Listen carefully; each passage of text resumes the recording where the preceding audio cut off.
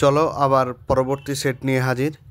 অর্থাৎ এর আগে তোমাদের আপলোড করেছি আমি 4 নম্বর যে সেট পর্যন্ত, ঠিক আছে, 4 নম্বর 379 পেজ পর্যন্ত।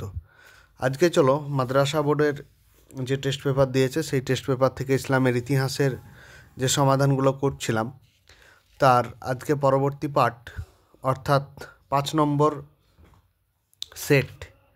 5 নম্বর সেটের সেট নাম্বার 5 তোমরা একবার মিলিয়ে নিও। আর পেজ নাম্বার হচ্ছে তোমার 382, তাহলে পেজ নাম্বার 382। এই দুটো জিনিস মিলিয়ে নিয়ে টেস্ট পেপারটি খোলো এবং আমার সাথে সাথে দাগ দাও, ঠিক আছে? একদিকে ভিডিও চলুক আর একদিকে তোমরাও দাগ দাও। প্রথম প্রশ্ন দেখো, হযরত আবু বকর রাদিয়াল্লাহু তাআলা আনহু খলিফা ছিলেন কত বছরের জন্য? খলিফা ছিলেন সেটা হচ্ছে 2 বছরের জন্য। বি নম্বর, ওসমান গনি রাদিয়াল্লাহু তাআলা আনহু আমলে অন্যতম কীর্তি কী ছিল? সেটা হচ্ছে কোরআন সংকলন, ঠিক আছে। পরবর্তী দেখো যে হযরত ওসমানের মৃত্যু ঘটে কোন কিসের ফলে? অর্থাৎ এখানে তোমার উত্তরটি হয়ে যাবে যে গৃহ বিবাদের ফলে, অর্থাৎ অপশন 3। পঞ্চম খলিফা ছিলেন কে? তিনি হচ্ছেন দ্বিতীয় ওমর। 5 নম্বর, আব্বাসীয় খিলাফতের শাসনকাল শুরু হয় কখন থেকে? 750 খ্রিস্টাব্দ থেকে। পরবর্তী প্রশ্ন দেখো যে 5টি করতে হবে। এ নাম্বার দেখো, এর 1 দেখো, হযরত উমর রাদিয়াল্লাহু তাআলা আনহু কত বছর বয়সে ইসলাম ধর্ম গ্রহণ করেন? সেটা হচ্ছে, এর উত্তর হয়ে যাবে 33 বছর বয়সে, ঠিক আছে? তোমরা লিখে নিও 33 বছর বয়সে। এগুলো পূর্ণ বাক্যে উত্তর দিতে হবে। তাহলে লিখবে যে হযরত ওমর রাদিয়াল্লাহু তাআলা আনহু 33 বছর বয়সে ইসলাম ধর্ম গ্রহণ করেন। পরবর্তী প্রশ্ন, খলিফাদের শাসন কত বছর স্থায়ী হয়েছিল? এটির উত্তর হয়ে যাবে 30 বছর। 30 বছর। পরবর্তী দেখো, শিয়া কাদের বলে? এটা তোমরা আমি মুখে বলছি, তোমরা লিখে নাও।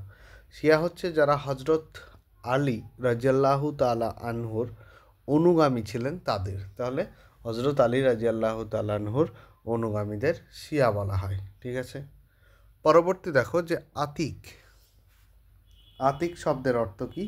আতিক শব্দের অর্থ হচ্ছে মর্যাদাশালী।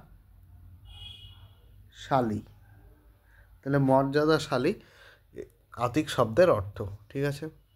এবার কয়স্তম্ভ আর ক্ষয়স্তম্ভ চলো। হ্যাঁ, তার আগে বলে নিই যে এই ভিডিওতে আমি 3টে সেট করাবো, ঠিক আছে। কত নম্বর হচ্ছে এটা? 5 নম্বর, 5, 6, 7 এই 3টে সেট করাবো। আগের ভিডিওতে যেমন করিয়েছি 2, 3, 4, এবার করাবো 5, 6, 7। তাহলে বায়তুল মাল, এটা হচ্ছে কোষাগার, বায়তুল মাল কোষাগার। আর আকসা মসজিদ, এটা হচ্ছে তোমার আল ওয়ালিদ। পরবর্তী প্রশ্ন দেখো, পেজ নাম্বার হচ্ছে 383। সি বলেছে যে সত্য অথবা মিথ্যা। তাহলে তুরস্কের সুলতান ছিলেন কামাল আতাতুর্ক, অবশ্যই এটি সত্য। দ্বিতীয় দেখো, উমাইয়া যুগের সূত্রপাত ঘটে 606 খ্রিস্টাব্দে, এটি মিথ্যা। চলো পরবর্তী প্রশ্ন তো 2 নম্বরের প্রশ্ন। এটা আমার পেইড পিডিএফে যেটা করেছি সেখানে প্রশ্নগুলো দিয়ে দিয়েছি আমি, ঠিক আছে। চলো তাহলে এই সেট করার কোনো দরকার নেই। এরপর 4 নম্বর তো আছে, এরপর পরবর্তী সেটে চলো। সেট নাম্বার 6, তাহলে সেট নাম্বার এটা 6। আর পেজ নাম্বার দেখে নাও, এখানে কোনায় 386, ঠিক আছে। এটা একবার মিলিয়ে নাও। চলো আমরা প্রশ্নে যাই। প্রথম প্রশ্ন যে ইসলামী দুনিয়ায় নবীজির কর্তৃত্ব ছিল কত বছর? সেটা হচ্ছে অবশ্যই 10 বছর। পরবর্তী প্রশ্ন, কোরআন যে সংকলন হয়েছিল সেই কোরআন সংকলনের অধিকারী কে ছিলেন? এখানে এর আগের বার একটা প্রশ্ন পেয়েছো আগের সেটে, আর এই সেটে একটা প্রশ্ন দেখে নাও। তোমরা প্রশ্নটাকে ভালো করে বুঝে নাও। আগে ছিল যে কোরআন সংকলনের, দেখি প্রশ্নটা, ওয়েট, হ্যাঁ দেখলাম যে আগের সেটে প্রশ্ন ছিল যে তোমার হজরত ওসমান গনি রাদিয়াল্লাহু তাআলা আনহুর আমলের একটি উল্লেখযোগ্য কী ছিল না কীর্তি ছিল, অন্যতম কীর্তি কী ছিল? তখন বলেছিলাম যে কোরআন সংকলন। কিন্তু এবার বলেছে প্রশ্নটা অন্যরকম, যে কোরআন সংকলনের অধিকারী কে ছিলেন? তাহলে কোরআন সংকলনের অধিকারী ছিলেন একমাত্র হজরত আবু বকর। তো যখন দেখলো যে একের পর এক সাহাবীর মৃত্যু ঘটছে, যুদ্ধের ফলে হোক বা কোনো ক্রমে হোক, তখন কোরআন সংকলনের প্রয়োজনীয়তাটা জরুরি হয়ে পড়েছিল, ঠিক আছে? কিন্তু হয়েছিল কিন্তু হজরত ওসমানের সময়। ব্যাপারটা আবারও বুঝে নাও, যদি বলে কার আমলে হয়েছিল, তাহলে হয়েছিল হজরত ওসমানের সময়। আর যদি বলে যে অধিকারী কে ছিল, তাহলে সেটি হয়ে যাবে হজরত আবু বকরের সময়। প্রশ্নটি অবশ্যই কনফিউশনের, কিন্তু একটু বুঝে নিলে আর কনফিউশনের কোনো জায়গা থাকে না। ভীষণ ইম্পর্ট্যান্ট একটা পয়েন্ট। ক্লিয়ার? চলো, পরবর্তীতে পঞ্চম পবিত্র খলিফা বলা হতো দ্বিতীয় ওমরকে, বারবার করে আসছি। বাগদাদ নগরে অবস্থিত ছিল টাইগ্রিস নদীর তীরে। স্পেনের ত্রাণকর্তা বলা হয় তৃতীয় আব্দুর রহমানকে। চলো খ নম্বর প্রশ্ন দেখি।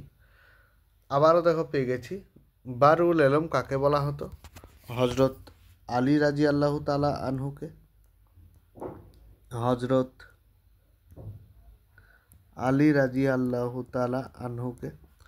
পরবর্তী প্রশ্ন, খলিফাদের শাসন কত বছর স্থায়ী ছিল? খলিফাদের শাসন স্থায়ী ছিল মোটামুটি তোমার 30 বছর, ঠিক আছে? 30 বছর।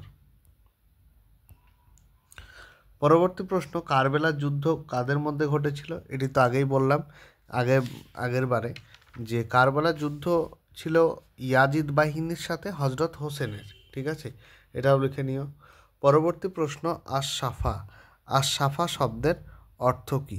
আশ-সাফা শব্দের অর্থ হচ্ছে তোমার কি বলা যায়, আশ-সাফা শব্দের অর্থ হচ্ছে নিষ্ঠুর বলা যায় বা হত্যাকারী বলা যায়, ঠিক আছে? হত্যাকারী বলতে পারো বা নিষ্ঠুর বলতে পারো, ঠিক আছে? চলো, পরবর্তী প্রশ্ন, কয় স্তম্ভের সঙ্গে ক্ষয়স্তম্ভ মেলাতে হবে?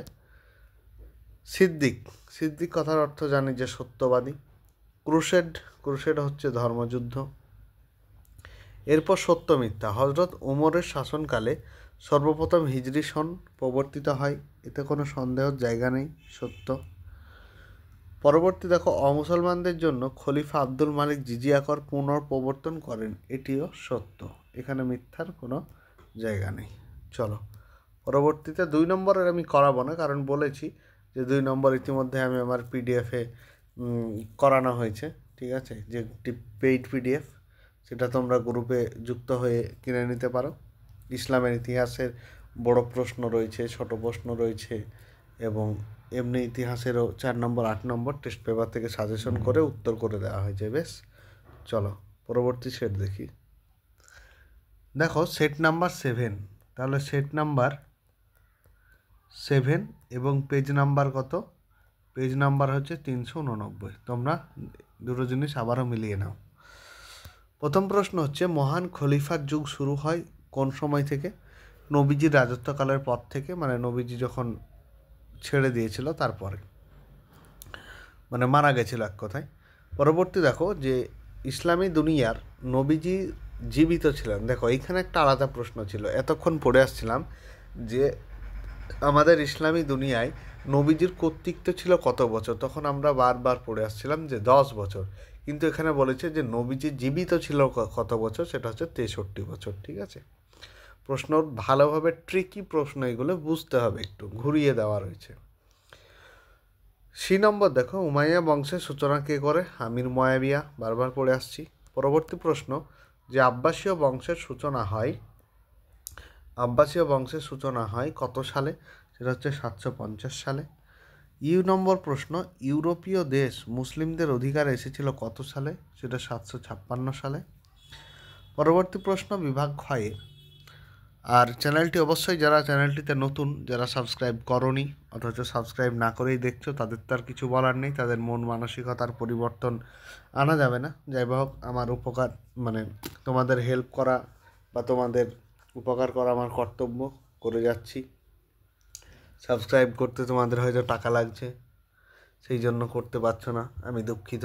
পরবর্তী প্রশ্ন দেখো, যে সিদ্দিক কথার অর্থ কি? সিদ্দিক কথার অর্থ হচ্ছে তোমার সত্যবাদী। বারবার করে আসছি প্রশ্নটা, ঠিক আছে। পরবর্তী প্রশ্ন, পারস্যের বর্তমান নাম কি? দেখো, পারস্য আর মেসোপটেমিয়া এই দুটো কিন্তু তোমরা মানে কনফিউশন লাগাবে না, ঠিক আছে। পারস্য আর মেসোপটেমিয়ার হচ্ছে ইরাক, আর পারস্যের হচ্ছে বর্তমান নাম ইরান। পরবর্তী প্রশ্ন দেখো, এটা দন্তান্ন, হ্যাঁ। পরবর্তী প্রশ্ন, হজরত আলীর মাতার নাম কি ছিল? হজরত আলীর নাম বিবি ফতেমা, ঠিক আছে। তাহলে এখানে লিখে দেবে যে বিবি ফতেমা। পরবর্তী প্রশ্ন দেখো, যে প্রদেশের শাসনকর্তাকে কি বলা হতো? প্রদেশের শাসনকর্তাকে বলা হতো ওয়ালি। অগুন্তুস্তয়কালয় হচ্ছে ওয়ালি। পরবর্তী প্রশ্ন, উম্মে কুলসুম। উম্মে কুলসুম কে ছিলেন? উম্মে কুলসুম হলেন মহানবীর কন্যা সাল্লাল্লাহু আলাইহি সাল্লামের। এরপর বায়তুল মাল শব্দের অর্থ হচ্ছে কোষাগার। পরবর্তী প্রশ্ন দেখো, যে সত্য অথবা মিথ্যা নির্ণয় করতে হবে। ফাতিমীয় বংশের যে শাসন প্রথম মিশরে শুরু হয়েছিল, এটি অবশ্যই সত্য। পরবর্তী প্রশ্ন, 1206 খ্রিস্টাব্দে মোস্তাবিন কাসিম সিন্ধু দখল করেছিলেন। এটা একদম মিথ্যা, কারণ 712 দিকে সিন্ধু দখল করা হয়েছিল আর কি, ঠিক আছে। তাহলে আজকে ভিডিওটা এই পর্যন্তই। পরবর্তী ভিডিও দেখার জন্য তো সাবস্ক্রাইব করতে হবে না, চলো এমনি তোমরা খুঁজলে পেয়ে যাবে। বেশ।